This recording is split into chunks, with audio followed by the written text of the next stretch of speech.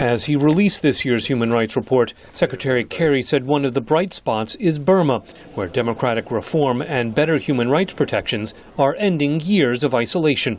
Has it reached where we want it to be? No. But it's on the road. It's moving. And by starting to embrace universal rights, the Burmese government has opened the doors to a stronger partnership with their neighborhood and with countries around the world. The report says Burma still faces many challenges, including corruption and political prisoners.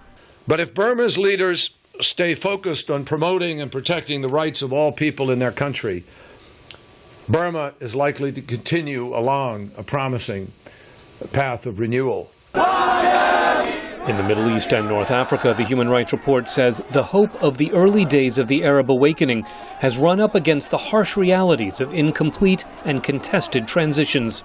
Where entrenched regimes have been swept out and new governments have been slow to guarantee those rights and protect the most vulnerable and build accountable democratic institutions, we still see resistance in this part of the world. Including Syria, where the United States is backing opponents of embattled President Bashar al-Assad. In Syria, Assad is desperately clinging to power, responding to the cries for freedom with murder and mayhem, more bloodshed. The vision of so many who have fought and sacrificed across the region will never be realized if their human rights are denied. In Tibet, the Human Rights Report says the number of Buddhist self-immolations last year was more than 6 times that of 2011.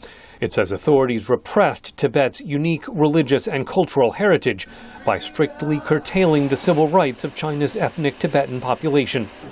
In Iran, the report says the government continued its crackdown on civil society by arresting journalists, students, lawyers, artists, and ethnic and religious activists, with security forces committing acts of politically motivated violence and repression, including torture, beatings, and rape.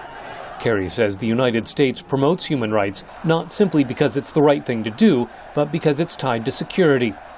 Countries where strong human rights prevail are countries where people do better.